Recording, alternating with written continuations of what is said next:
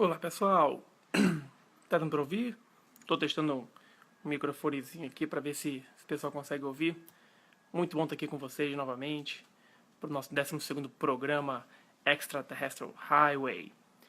Um programa que é feito pra você, com a sua ajuda. E o tema principal desse nosso programa foi, foi uma questão que até que vocês levantaram, que foi por que os governos negam as evidências.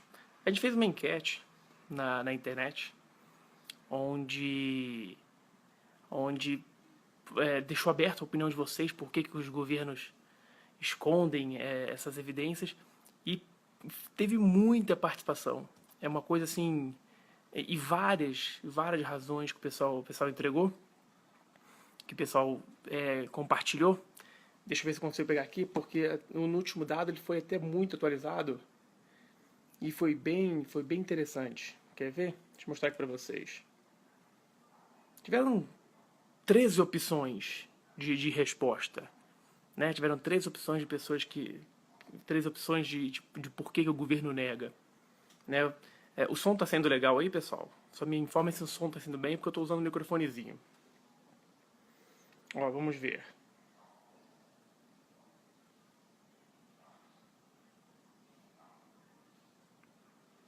Olha que interessante. Se você vai lá é, do, no site, na enquete, você vê, em primeiro lugar, com 77 escolhas, né? 77 pessoas escolheram, ficou. A resposta foi que por que os governos negam as evidências? 77 pessoas disseram que foi porque eles negam e escondem pois têm interesses bélicos e políticos pelo assunto. Olha que interessante. Né? Muita gente acha que o governo tem interesse bélico, político. Pode ser porque um governo que detém uma tecnologia dessas, ele com certeza estaria muito à frente de qualquer outra tecnologia, né, que hoje em dia se apresenta. A segunda opção, eles procuram ocultar o assunto, pois a maior parte da população não está preparada para essa realidade. Será mesmo que a gente não está preparado? Será que a população realmente não está preparada para isso? Será que em pleno século XXI a gente ainda acredita que a maioria da população ainda acredita que nós somos os únicos seres inteligentes no universo? Ou pelo menos que não tenha, que nenhum outro ser que existe no universo tenha a capacidade de vir até nosso planeta para fazer esse contato? Será? O que vocês acham? É... Outra resposta aqui bem interessante. Quer ver?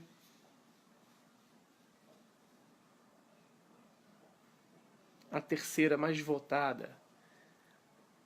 Acredito que todos os governos sabem há muito da realidade do fenômeno UFO e ainda não conhecem todas as respostas. Será que eles sabem mesmo de tudo que está acontecendo e não conhecem as respostas? Será que eles não têm ainda essa resposta do que está acontecendo? Será que esses governos eles estão procurando esconder isso? Outra resposta legal também. Ó, a primeira mais votada teve 77 votos, que foi que eles negam por interesses bélicos. A segunda, que eles procuram ocultar porque a população não está preparada, teve 73 votos. A terceira, que os governos sabem que há muita realidade, mas ainda não conhecem todas as respostas, teve 31. Em seguida, porque querem manter o controle sobre a população, com 27 votos. Escondem, pois têm medo, porque muita coisa iria mudar, principalmente em religiões e nossa existência, com 25 votos. É verdade, é verdade. Né? A partir do momento que você confirma que existe a, a, a presença alienígena no planeta, você vai ter uma mudança drástica em tudo, na cultura, na religião, em qualquer coisa. Então há o temor realmente, principalmente das religiões, em perder os seus seguidores, né, principalmente. Então é algo assim que realmente preocupa. a próxima pergunta, todas as respostas anteriores. Gente, tem muitos, foram 13 opções aqui. Tem gente que fala que é porque acaba com a religião, tem outros que falam que o governo não está nem aí para isso, que para eles não tem nada para falar sobre o assunto, eles não têm interesse, porque não teriam como responder aos infindáveis questionamentos que surgiram. Bom, essas são algumas das respostas que a gente tem. O que eu acho agora? Eu acho que os governos negam por dois motivos, e somados. O primeiro e o segundo motivo. Por motivos bélicos, uma vez que quem detiver a tecnologia de um disco voador, uma aeronave extraterrestre, vai ter acesso a algo que nenhum outro planeta, nenhum outro país do planeta consegue, né? Você vê objetos voadores identificados andando a mais de 3.200 km por hora, fazendo curvas fantásticas a 90 graus. Isso é impossível para qualquer aeronave terrestre. Então eles teriam, tendo essa tecnologia, seria a potência o país mais potente do mundo, a maior potência bélica do mundo. Outra coisa é que os governos não têm, os governos têm um medo grande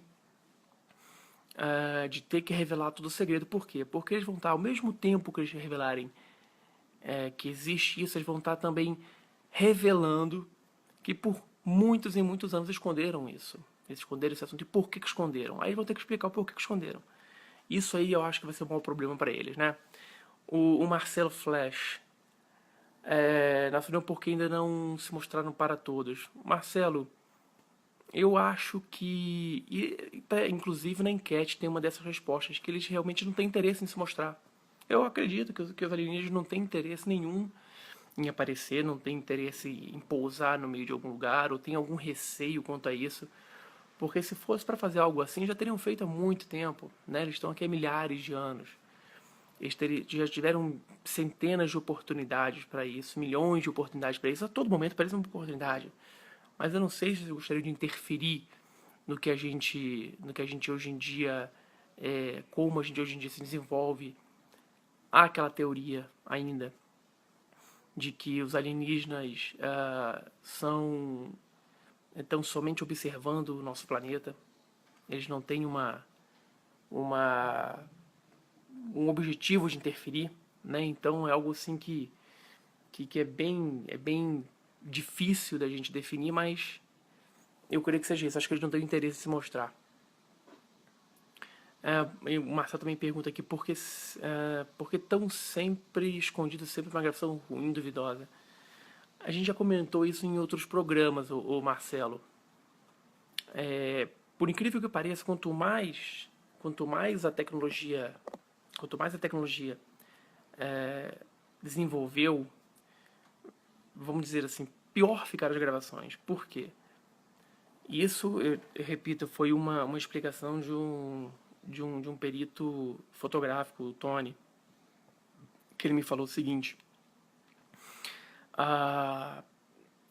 Antigamente as máquinas usavam filmes, né, aqueles filmes que velavam se você abrisse antes, filmes fotográficos, de película.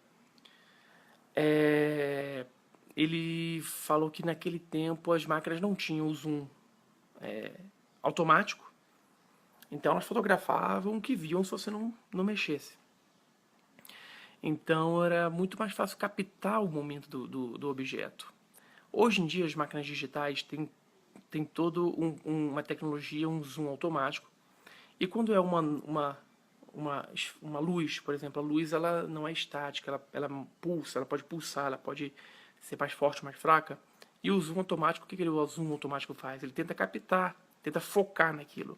Uma vez que está se movimentando aquela luz, o zoom vai tentar, tanto da câmera digital como uma filmadora, para filmar ou para fotografar, ele vai tentar focar da melhor forma possível aquela imagem. E não vai conseguir, por isso fica sempre borrado. Você vê aquele borrado. A dica do Tony, na época que eu conversei com ele, foi que você utilizasse, pode ser uma câmera normal, digital, mas que o zoom fosse manual. Porque aí você fazia o zoom, você tirava uma foto normal e depois fazia o zoom, e não ia ficar essa tentativa do zoom da câmera de tentar captar o objeto e não consegui porque ele muda a intensidade do brilho dele. Ok? Iariago, boa noite, de Goiânia, aqui do ladinho, nossa querida Goiânia, aqui, quente, né? Deve estar quente aí. Aqui em Brasília hoje está bem quente. Pessoal, como a gente falou, vocês fazem as perguntas, eu respondo. Vou falar um pouquinho mais agora do que surgiu na última semana. Foi o agroglifo, né? Um assunto muito interessante que pegou todo mundo de surpresa. Muitas críticas, como sempre. Mas eu acho que a gente deu um passo à frente quando conseguiu um relatório de um professor de uma universidade federal.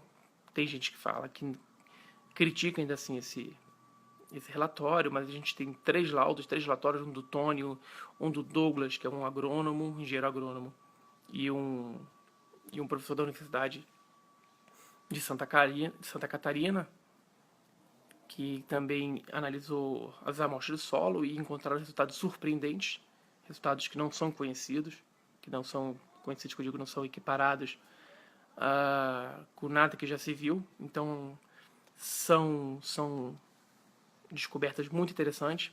E eu acho importante essa divulgação, porque quem não concorda, que apresente seus fatos. Não adianta ficar somente falando que não acredita. Se você não acredita, é opinião sua.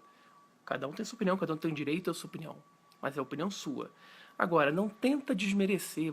Uma vez que você começa a falar que é fake, que é fajuto, que foi feito por homens sem um argumento, você está simplesmente emitindo sua opinião, mas está atacando pessoas que trabalharam, que têm um know-how, que têm um conhecimento de alguma dessas ciências para fazer essa análise. Então, opinião todo mundo tem. Agora, quando você opinar, se você quiser opinar, você dê sua opinião, mas se quiser criticar, critique embasado em alguma coisa. Isso muitas vezes não acontece. O Kleber de Rio Claro, beleza, Kleber? Júlio Monteiro de New Orleans, Estados Unidos. Ô, Júlio, como é que tá essa cidade aí? Essa cidade que vive da música, né? Muito legal. Não conheço New Orleans, conheço algumas cidades dos Estados Unidos, essa ainda não. Um dia ainda vou para aí só para ir naquela festa que o pessoal põe escolares, não é? Bem interessante. Selma também, boa noite, Selma. Eu falei, quando eu divulguei que ia ter um novo programa, eu falei que ia ter uma surpresa. A surpresa vai ser a seguinte: quem ficar até o final do programa vai concorrer ao meu último livro, Quedas de UFOs 2. Pro final, faltando assim 20 minutinhos para acabar o programa, eu vou fazer uma pergunta de cunho ufológico, óbvio. Não é uma pergunta impossível. É uma pergunta que a resposta é acessível a todos. A todos. Eu não vou pegar uma pergunta de um livro meu aqui que só eu tenho o livro, não vou fazer isso. É uma pergunta acessível a todos.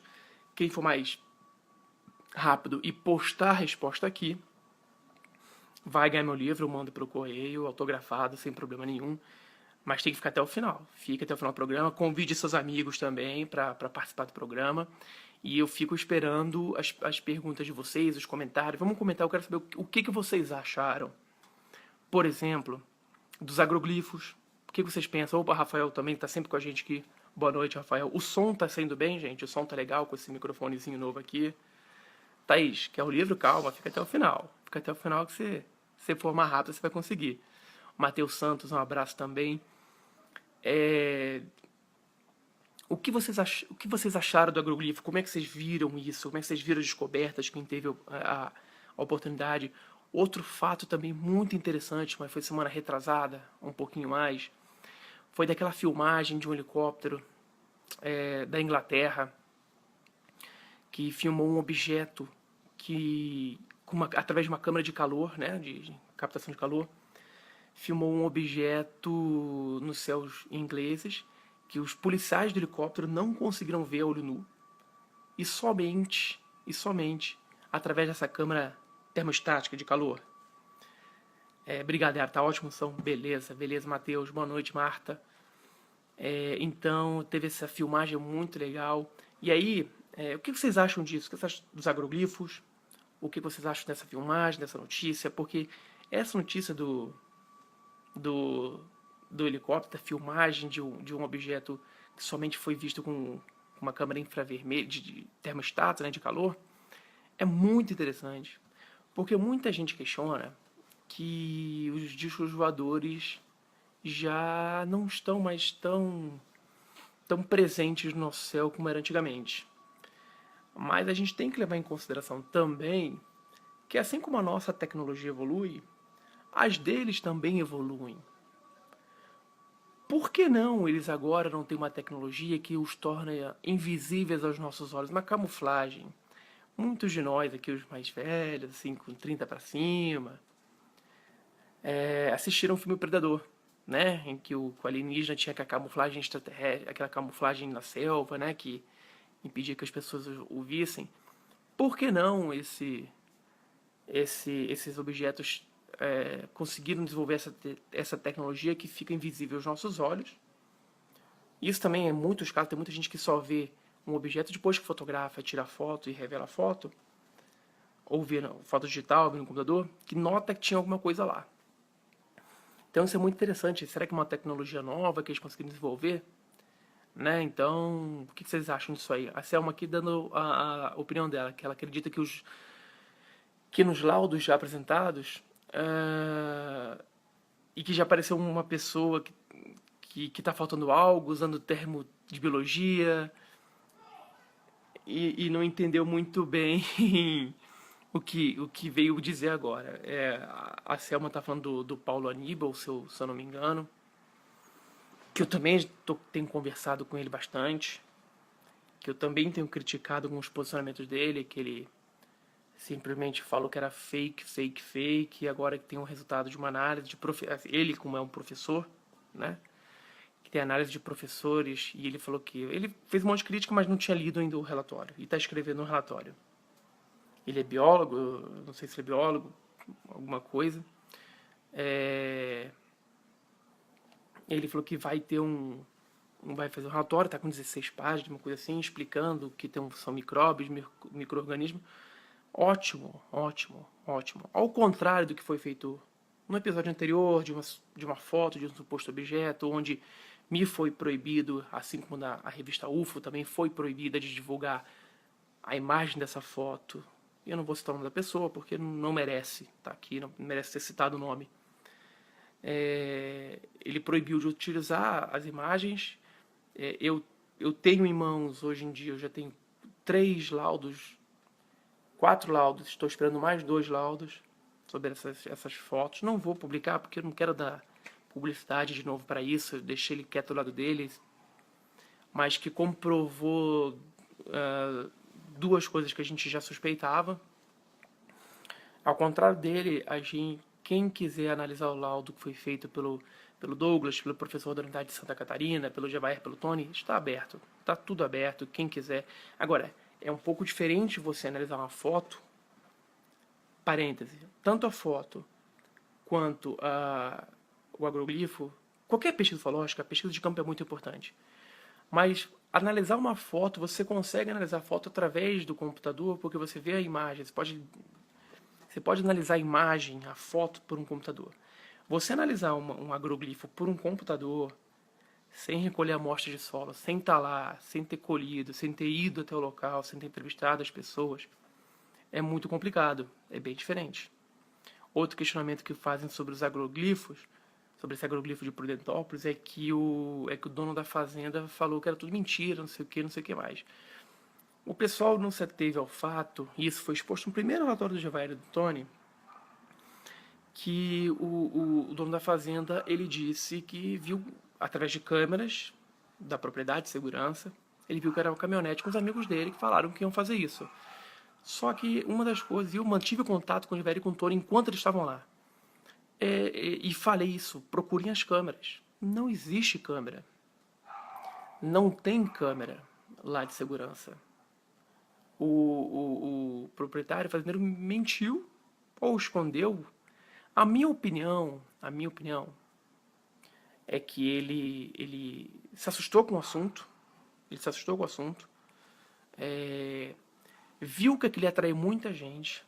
Viu que a plantação dele tinha sido comprometida naquela parte. E se mantivesse aquilo lá, falasse que realmente não, é algo que eu não sei o que é, como apareceu, ia ter muito mais curiosos invadindo a propriedade, entrando na propriedade, destruindo a propriedade dele, o resto da plantação. Aquele número 43, gente, ele apareceu depois dos agroglifos, foi feito por alguém. A forma do número ser feito é diferente do agroglifo, então esqueçam isso, são coisas diferentes, ok? Então, na minha opinião, eu acho que esse proprietário ele tentou de qualquer forma cortar o mal pela raiz. Ele não queria mais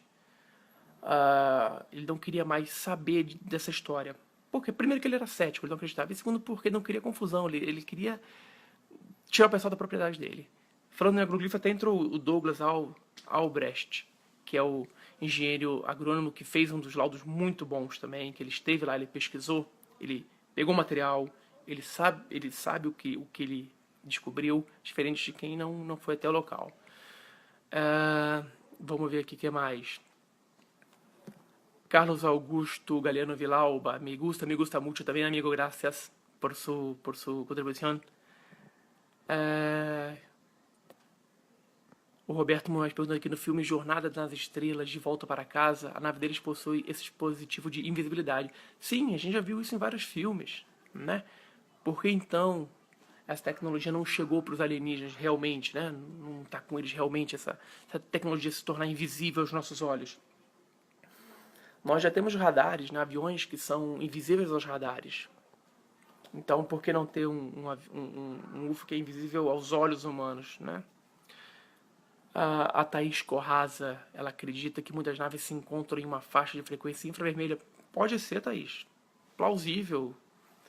Até como forma de se movimentar pelo espaço, até como forma de andar, de se deslocar. Pode ser também. O Matheus falando que foi uma descoberta incrível e assim evolui a forma que observa essas naves. Exato, Matheus. A gente é engraçado, né? A gente pode pensar o seguinte, a gente pensa que não tem mais disco voador aparecendo, não tem nada. E eles podem estar em cima da nossa cabeça, invisíveis pra gente. Imagina, a gente pode ter uma nave de 5 quilômetros de diâmetro em cima das nossas cabeças, num céu azul. Aqui em Brasília é céu azul, porque aqui em Brasília os prédios são baixos. Você vê um céu azul e só vê o céu. Acho que é o céu, mas é tipo uma capa da invisibilidade do Harry Potter. Olha que legal. Essa tecnologia, eles provavelmente já conseguiram. A Yara acha que é perfeitamente plausível que as raças mais evoluídas, tanto espiritualmente quanto tecnologicamente, possam dominar técnicas de camuflagem, ou de hipnose, ou de múltiplas dimensões. Yara tocou num ponto bem interessante aqui. Técnicas de hipnose. Será que eles conseguem, os seres, através dessas naves de alguma forma, será que eles conseguem hipnotizar coletivamente para a gente não ver nada? São muitos questionamentos, pessoal. A gente está questionando, a gente vai divagando aqui. O Douglas, abraço também, Douglas. A Marta vai só ouvir hoje. Confesso que não me aprofundo nesse assunto de hieroglifo. Não, Marta. O assunto aqui é livre. Eu só tô puxando a conversa. O assunto aqui é livre. Pergunte o que você quiser que a gente responde. O DJ Adriano Colares. Você é de Colares, Adriano, lá do Pará? Boa noite. Acreditar ou não é uma escolha. Claro. Afirmar que é ou não fake, uma foto, uma filmagem, etc. Sem haver uma análise profissional. Não é muito sensato. Concordo. Por isso que quando teve o caso da foto da pessoa que não deixou eu ou qualquer membro da equipe UFO divulgar, eu acho que foi um cerceamento de informação, foi um tipo de censura. Foi ruim para ele, porque o laudo que a gente conseguiu poderia corroborar, ele poderia rebater o nosso laudo também. Os laudos que a gente tem. Ele poderia rebater isso e tornar a discussão mais saudável, até do ponto de vista científico. Ele poderia apontar nos nossos laudos, como nós apontamos no laudo que ele tinha, que ele tem, alguns pontos e poder ser explicado. Mas eu sou daquele chavão que quem que não deve não teme. Então, o mais intrigante nessa foto, para terminar de falar sobre isso, foi que o autor da foto disse que o objeto tinha o tamanho de 2 carros médios e meio. Acontece que em todos os laudos que eu recebi até agora, inclusive em um laudo que está no site do grupo dessa pessoa, e eu só não estou falando isso porque eu não quero dar crédito nenhum, porque para mim não merece crédito nenhum, fala que o objeto tinha no máximo 1 metro de diâmetro. Então, como um ufólogo experiente, né, com tantos anos de pesquisa, consegue confundir um objeto de 1 metro de diâmetro, a olho nu, com um objeto de 2 carros e meio. O nosso laudo fala, os laudos que eu tenho falam isso. Um laudo que tem no site dele fala isso também. Outro laudo no site dele fala que realmente são 2 carros e meio, mas fica meio... A gente não tem como contrapor sem mostrar as imagens. Então por isso que eu até desisti na época de fazer. Mas beleza, deixa isso pra lá. Lilian Rossecron, a Shakira, beijo, Lilia, beijo. Foi minha tradutora no boletim que a gente tinha da EBT, da Entidade Brasileira de Estudos Extraterrestres. A gente tinha um boletim muito legal em inglês, ela era uma das tradutoras. Tá afastada da ufologia, a gente foi a congresso junto em Curitiba e tudo mais. Meu primeiro congresso de ufologia, ela estava junto. É uma pergunta espinhosa. Vamos lá, Lilian, qual é a sua pergunta espinhosa? Independentemente da objetividade científica da ufologia, que a ufologia requer para os fenômenos sejam comprovados, você partilha de uma visão mais espiritualizada do fenômeno? Isto é, existem livros sobre a Bíblia e os discos voadores e várias gibenites remetem à origem de Jesus como sendo extraterrestre. Como você vê isso? E manda um beijo pra mim. 1 beijo, 2 beijos, 3 beijos. Pronto. Então não fica mais brava comigo. Lilian, você lembra? Eu sou da época que nem você, que a gente lia Cavalo de Troia. E eu achava que aquela história era real. Né? Até o dia que eu vi uma entrevista do JJ Benítez, em que ele falou que não era. Quer dizer, ele falou que não era, mas também falou que era, e eu fiquei meio na dúvida e parei de ler os livros. São 7, 8, não sei quantas são. Mas eu partilho sim, da ideia que Jesus foi, se não foi um extraterrestre, foi alguém enviado por eles, ou alguém treinado por eles, ou alguém contatado por eles. Eu acredito assim. Minha concepção. Eu sou de uma família totalmente católica, minha avó era muito católica, fez comunhão e tudo mais, mas eu questiono sempre isso demais. Acredito que haja um Deus superior, um Deus maior de todos, mas acredito que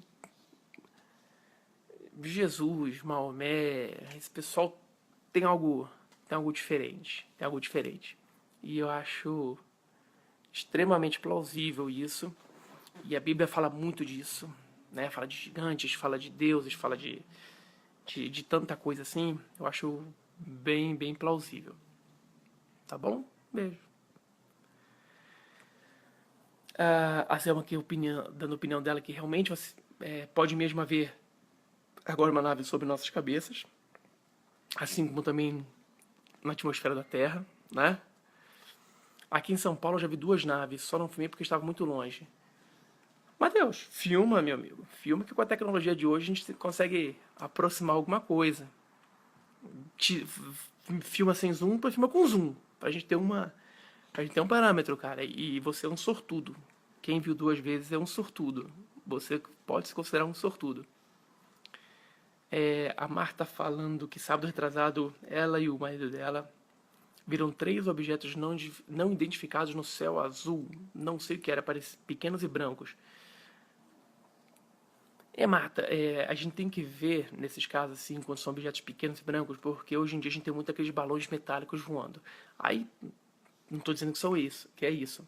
Mas a gente tem que levantar, você tem que ver se estavam na direção do vento, contra o vento, os movimentos deles, se eram rápidos, se não eram rápidos, se estavam juntos.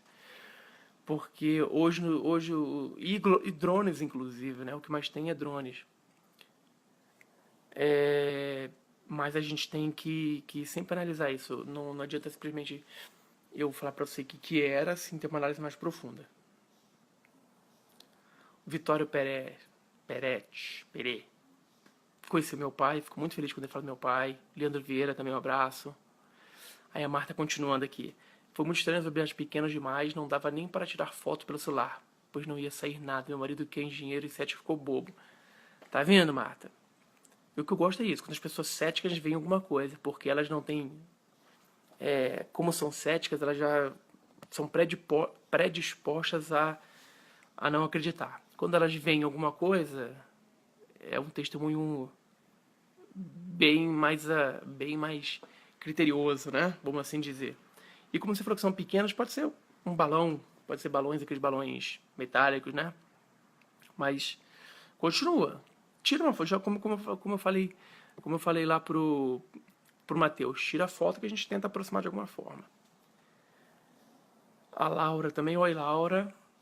A Yara perguntando por que existe essa discordância entre vocês em várias ocasiões. Não consigo entender.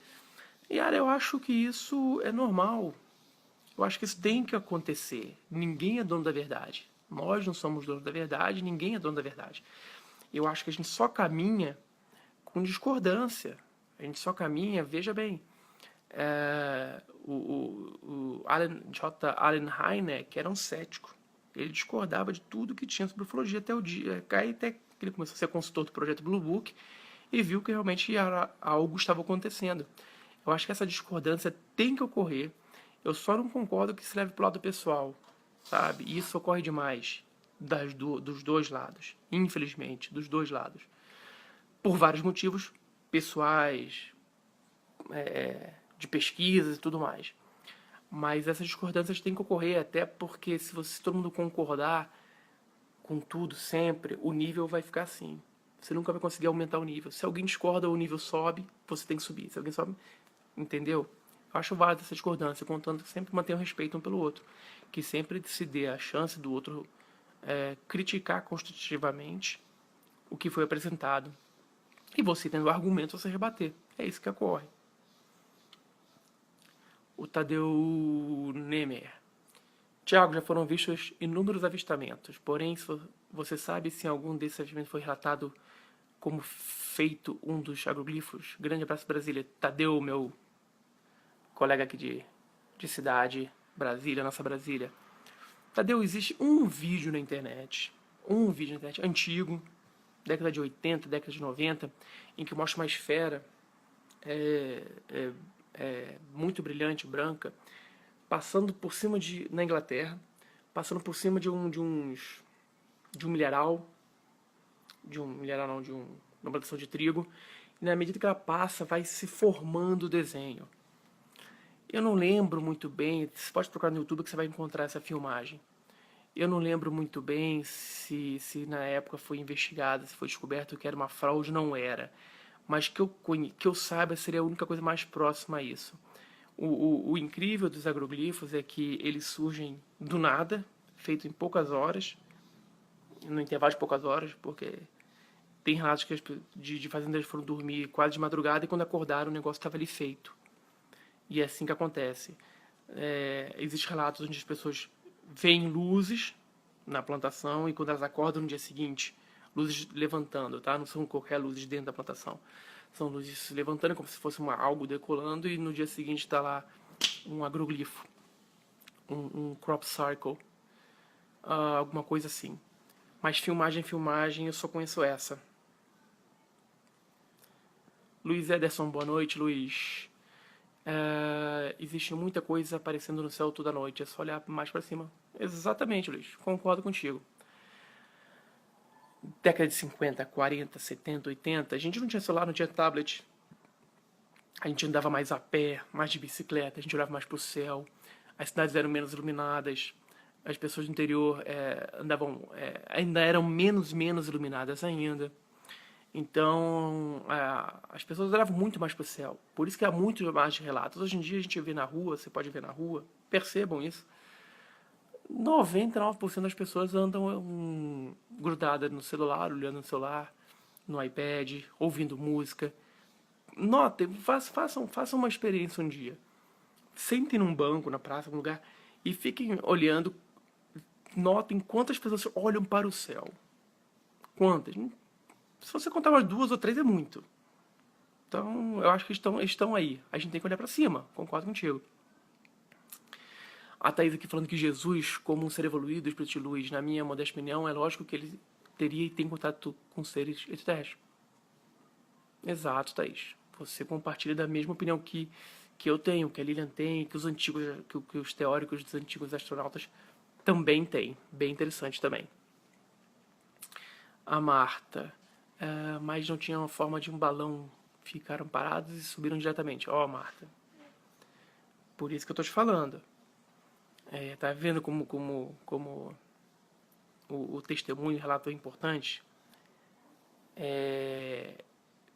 Se eles estavam simplesmente subiram sozinhos e desapareceram, é algo bem estranho. Pode ser um drone, existem drones que voam até 1 quilômetro de altura, muito rápido, fazem movimento, aquelas curvas de 90 graus, fazem aqueles movimentos abruptos, mas se esses três brilhantes pequenos subiram e desapareceram no céu, é interessante, no mínimo interessante.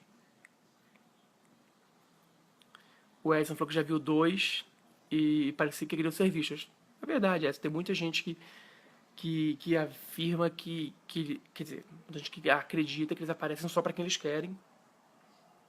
Eu também até acho isso, porque se eles quisessem aparecer para todo mundo, pousariam aqui na esplanada.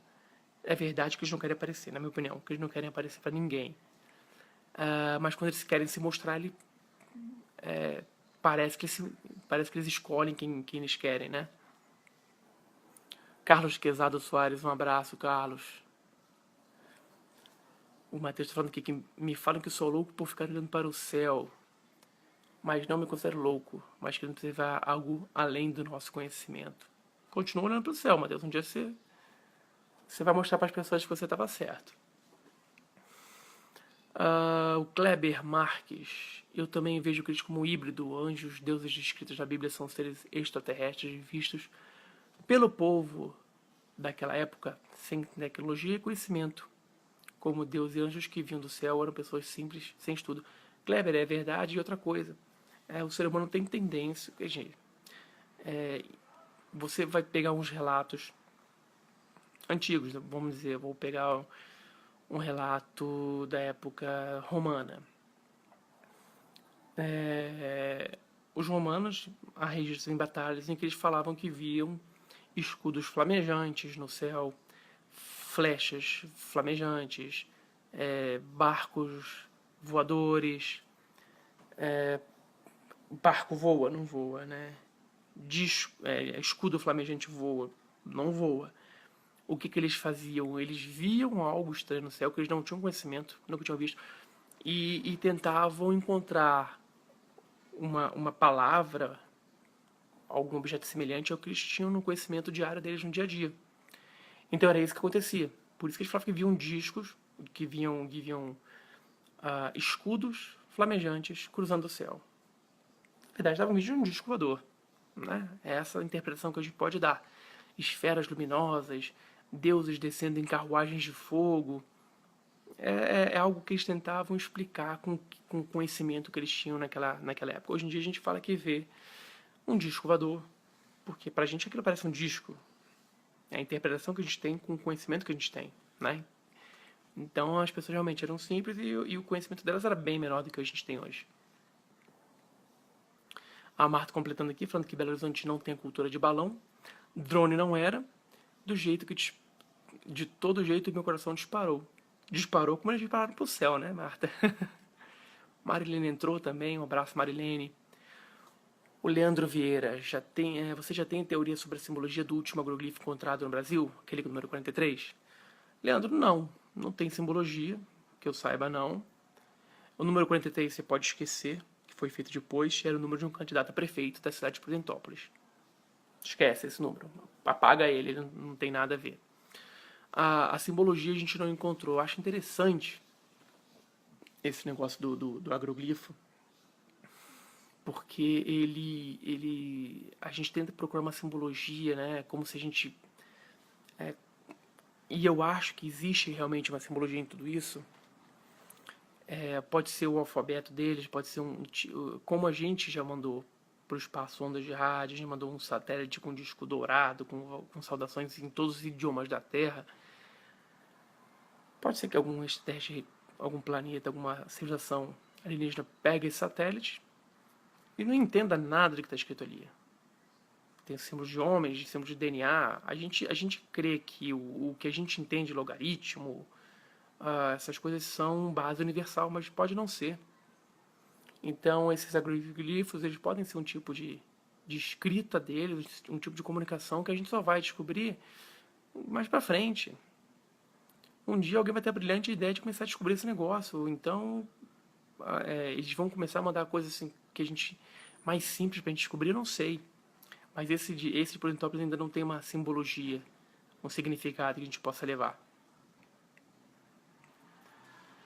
A Lilian gostou da minha resposta. Partindo da minha opinião, sei que partindo da minha opinião. Eu te conheço. Parabéns pelo trabalho, seriedade e tá orgulhosa de mim. Obrigado, Lilian. Obrigado. A Marta pergunta aqui que eu acho do projeto HARP, Bluebeam e da FEMA. Espinhoso, esse aí, viu, Marta? Espinhoso. O HARP, o Bluebeam e o FEMA. Bom, o HARP seria de ondas sonoras, não é o Bluebeam parecido também. E eu te confesso que ainda não entrei nessa seara, não. Eu vou entrar e te falo, tá? No próximo programa eu vou comentar sobre isso aí, esses três, beleza? Diana Artemis entrou, boa noite, Diana. Carlos Adriel Aquino, boa noite, meu irmão, boa noite, querido. Sou de Salvador, estarei em Salvador, agora em novembro, no Congresso Ufológico, tá? Hoje tirei fotos com meu celular e quando examinei o zoom da foto do celular, visualizei na foto várias naves em forma de cilindro. E uma outra... Tem uma mosquinha, sei lá. E numa outra, também deu zoom e vi uma nave em forma de triângulo. O céu estava cheio de... Ué, Carlos, manda pra gente, manda pra mim. Me escreve em PVT, manda pra mim essas suas fotos pra gente mandar pro grupo de análise da revista UFO. Eles vão gostar de analisar isso aí. Marilene Espínola, estou em sintonia, sucessos, obrigado Marilene. O DJ Adriano de Colares. Uma das questões que estão muito em evidência seria as teorias das conspirações, sempre, desde a época do Kennedy. Pesquiso muito sobre isso e a cada vez que me aprofundo mais nessas teorias, mais dúvidas surgem. Sim, por isso são teorias conspiracionistas. Hoje eu creio que tudo que nos foi passado, ou pelo menos a maioria delas... Cadê? Pela maioria delas há sempre brechas onde se pode questionar qualquer coisa que seja entre religiões e outros. Vocês estão a par disso? Eu gosto muito desse assunto de teorias conspiratórias. Acho interessante, né? A gente tem teoria para tudo. A gente tem teoria porque Kennedy foi morto, a gente tem teoria porque Marilyn Monroe foi morto, a gente tem teoria porque Ulisses Guimarães foi morto, porque JFK foi morto, a gente tem teorias o porquê derrubaram as torres gêmeas, a gente tem teoria porque o avião da United, aquele que foi derrubado em Pittsburgh, não foi derrubado em Pittsburgh, ele foi derrubado no céu. Aquele avião que acertou o Pentágono não foi um avião, foi um míssil. Então há teorias para tudo. Enquanto o ser humano, essa na minha opinião, o grande fato prejudicial quando você está mentindo. Se você mente, você deixa as pessoas suscetíveis a questionar o que você está mentindo, falando. E mesmo que você fale a verdade, vai ter gente questionando. Então as teorias vão sempre acontecer até que se prove o contrário. Até hoje dizem que o Bin Laden está vivo em algum lugar, não é? Thaís, mora em Perinópolis e 2 naves esféricas durante a noite. Uma muito grande e outra menor. Emitiam luz branca e ficaram no céu por uns 20 minutos. Cadê sua câmera, Thaís? Cadê a foto? Pô, Thaís. Logo a nave maior desapareceu do nada, não havia no céu. A menor seguiu um trajeto em linha reta até sumir no horizonte. Ó, se eles ficaram parados. Se você chegasse pra mim e falasse que você viu luzes andando reto na altura do horizonte, eu te falaria com 70% de chance de serem satélites. Mas tá me falando que eles ficaram parados no céu por 20 minutos, 2 naves. A grande desapareceu do nada, sem nuvens no céu, e a pequena continua esse trajeto em linha reta. 20 minutos daí, você tinha que ter uma câmera. Bem interessante. Kleber, estas esferas não seriam a mesma que atacou João Prestes Filho na década de 70, deixando graves queimaduras? Tanto essa quanto a Chupa-Chupa, o Kleber. Na Operação Prato, que também atacavam as pessoas, deixavam queimaduras, tiravam, segundo as vítimas, tiravam o sangue dessas pessoas, fluidos, as pessoas ficavam fracas com anemia. Então pode estar tudo conectado, e década de 70, a década da Operação Prato, foi em 77, né? Quem sabe não era uma raça que se veio aqui só pra isso? Ou era uma fase dos estudos, ou era uma fase do estudo deles pra isso? O Matheus aqui falando que quando ele era pequeno ele foi visitado por seres de luz que conversavam entre si. Eram dois, mas ele não teve coragem de tirar o lençol da cabeça. Então eu acho que não dei a permissão de ter um contato maior. Não sei se mais foi muito real, eu não estava dormindo. Matheus, isso é muito comum, cara. Agora, se você tivesse sido abduzido, você podia botar o que você fosse na cabeça que você seria abduzido de qualquer jeito. Não crie expectativa quanto a isso. Não se melindre, né? Não se engane quanto a isso. Se você tivesse sido abduzido, você seria.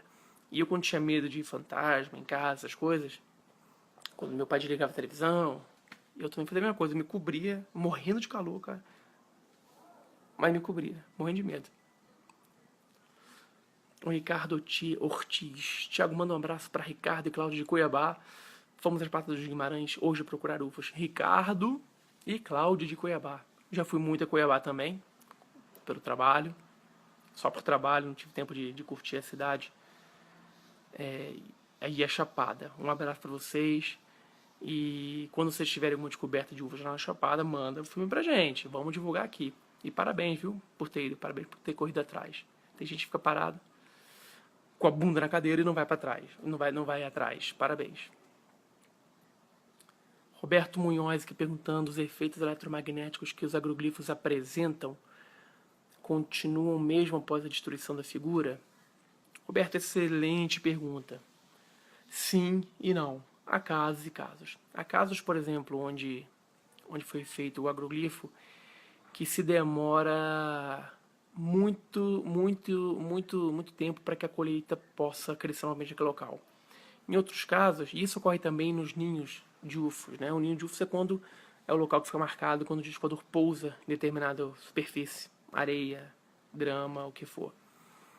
Então, nos agroglifos ou crop cycles, existe casos onde a plantação ela fica estéril, e há casos onde as plantas crescem com mais força e mais vigor, mais rápido que as outras. Então, até nisso esse fenômeno é estranho, né? Até nisso ele é estranho. E o campo eletromagnético, em alguns casos se apresenta diferente, em outros casos não.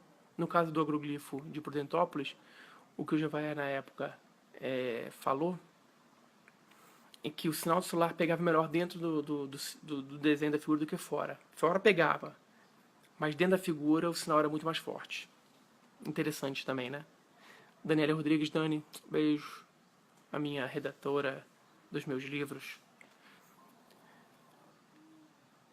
A Selma, acho super interessante quando coloca uma máquina para bater fotos aleatoriamente e aparecem os objetos quando as pessoas vão olhar.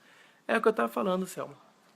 Tem casos onde a pessoa não vê nada, e é o caso daquele helicóptero, né, da polícia inglesa, não vê nada e de repente numa foto surge alguma coisa. No caso do policial do helicóptero inglês, eles filmaram alguma coisa, né? Com a câmera infravermelho que a olhos nus ninguém via. Isso é muito interessante. O Felipe Teixeira também entrando. O Carlos aqui falando que os crop cycles são fantásticos. A propósito, o mais significativo são os dois da M4 em 30 de julho de 2010. Eu lembro, bem interessante. Agora a gente não pode confundir, porque tem muito que é feito por computação gráfica e tem muito que é feito por pessoas mesmo, que do alto parecem ser perfeitos, mas você vai lá embaixo, você vê que não é. O Tiene Gonçalves entrou também, abraço Tiene. O Leandro perguntando aqui, você não acha que o programa Aliens passado começou bem, mas acabou forçando a barra para ter material para o final? Exatamente, Leandro. É sempre assim. Aconteceu isso também com o Arquivo X. No início era uma maravilha. Arquivo X, vamos assim dizer, as 3 primeiras temporadas, 4, vai lá. Eu não conseguia deixar de assistir. Eu deixava de sair com a namorada na época pra ficar assistindo. Mas aí começa a fantasiar, começa a misturar um monte de coisa, começa a ficar muito enrolado. é, e só voltou a melhorar, na minha opinião, só voltou a melhorar lá pra oitava, nona. Parece que nessa 11ª temporada que fizeram agora, parece que eles voltaram a ter o seguir aquele padrão dos primeiros anos, que aí ficou bem legal. Olha lá, ó, uma explicação aqui do Douglas sobre o significado, né? Que estava estudando a geometria e encontrei algumas coincidências. Olha que legal, gente. São 5 circunferências de 360 graus, que é igual a 3 mais 6 mais 0 é igual a 9.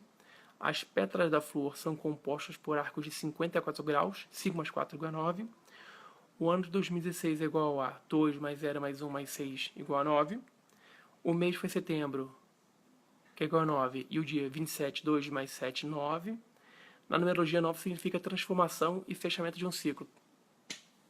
Douglas, foi muito. Tá parecendo o Zagalo com o número 13, né? Aquela somatória dos números do Zagalo. Mas interessante, cara.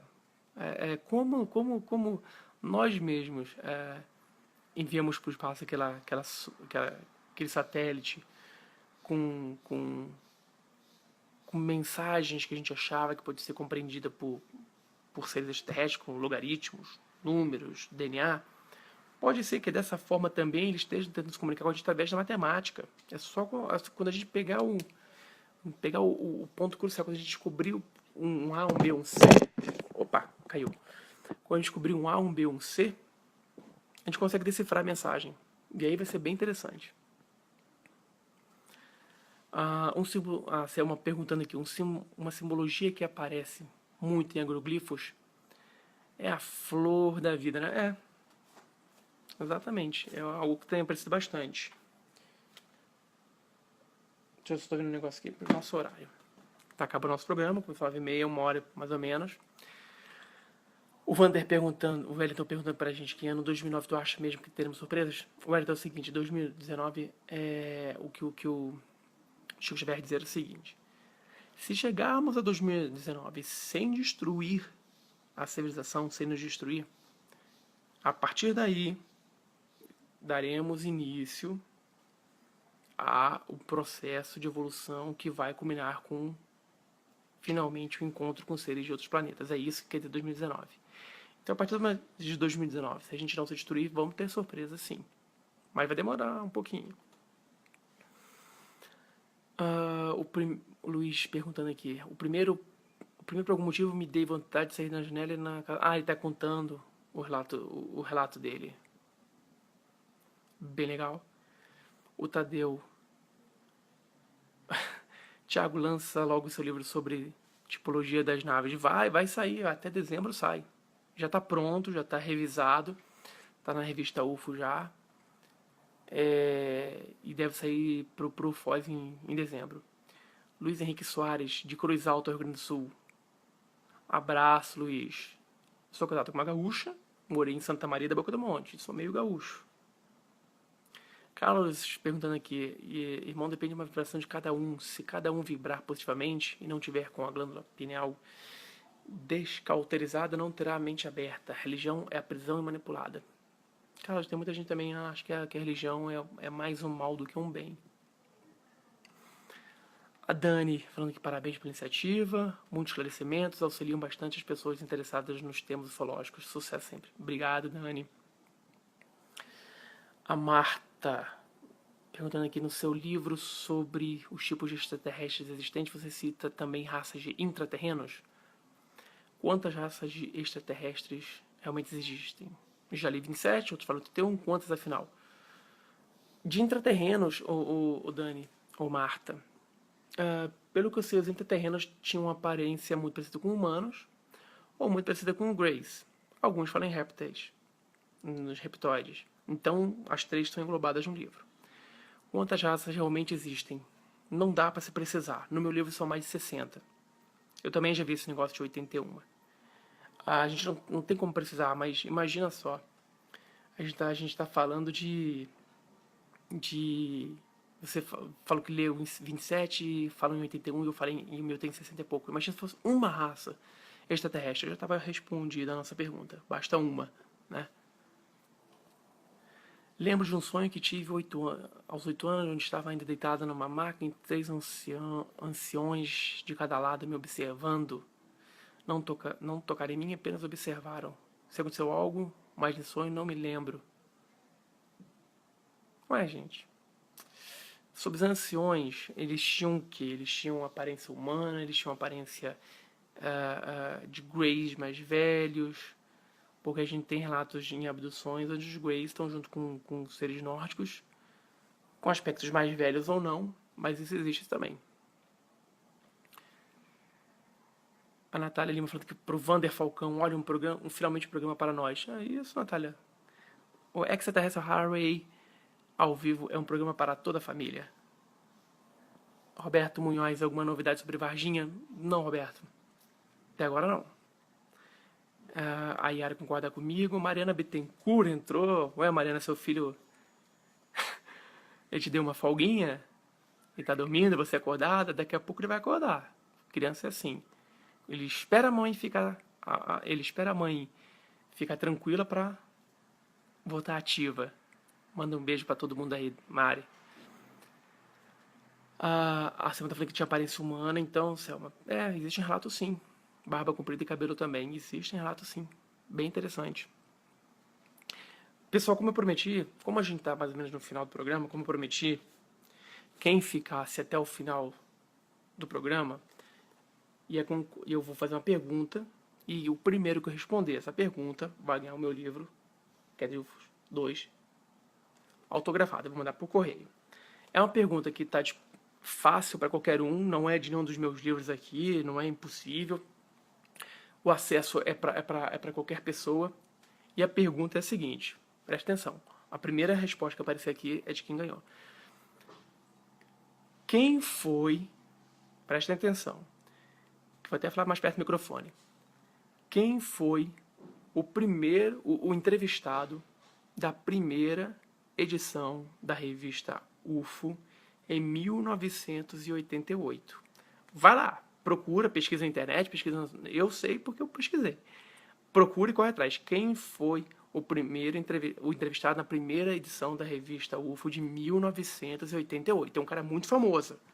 Procura lá. A primeira resposta aqui, que aparecer aqui, vai ganhar o meu livro autografado. Vai que eu tô esperando. A gente tem mais 10 minutinhos de programa. Ih, Lilian.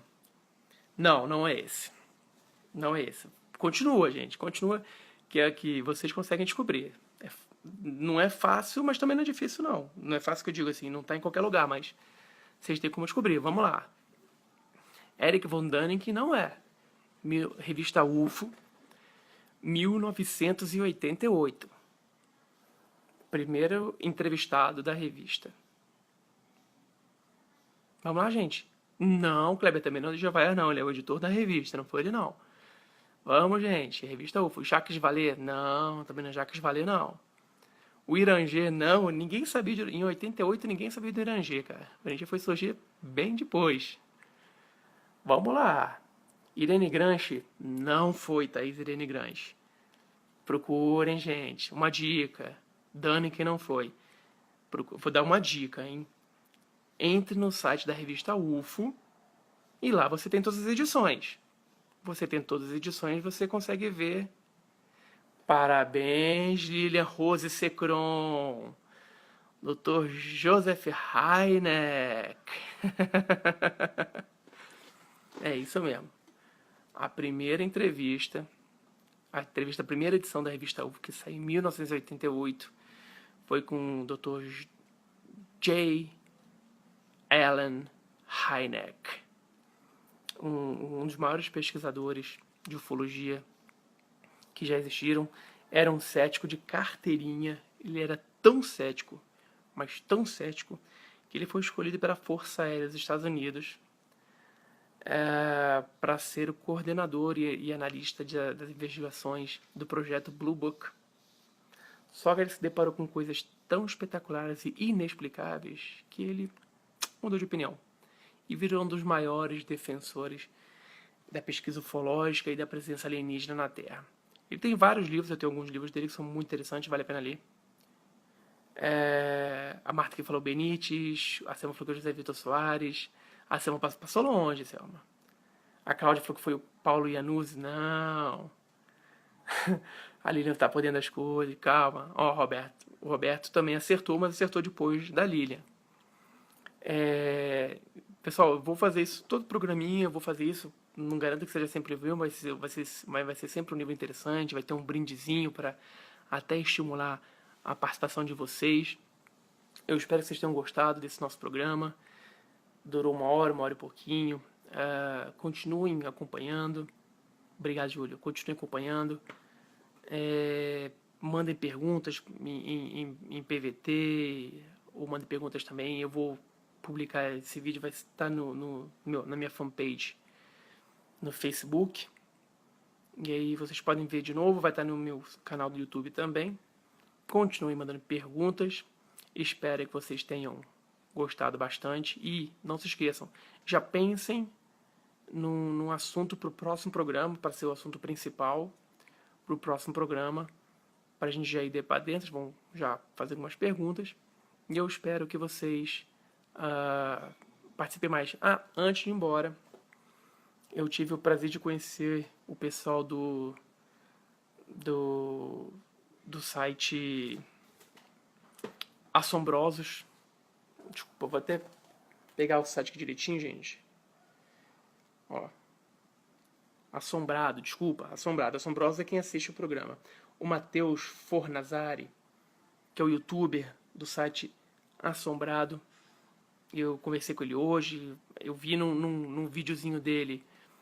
Tinha lá, na estante dele tinha o meu livro Queda de UFOs 2. Eu parabenizei, agradeci muito por meu livro estar ali. E ele postou na página do Facebook do Assombrado, ele botou esse nosso programa, essa chamada. E eu estou retribuindo, vou botar nos meus canais também, a chamada pro blog, para a página deles no Facebook, que é um site bem legal, de vídeos bem curtinhos, de assuntos bem interessantes. E eu vou passar alguns assuntos para ele fazer uns vídeos pra gente. Assombrados, né, Kleber? Quem conhece o programa gosta muito, é muito legal, gosto bastante. Então, pessoal, é isso. Agradeço a participação de todo mundo. Espero que vocês tenham um excelente resto de semana, final de semana. A gente se vê daqui a 15 dias, a gente está fazendo um novo programa. Beleza? Um abraço, tchau, até mais. Obrigado pelos elogios.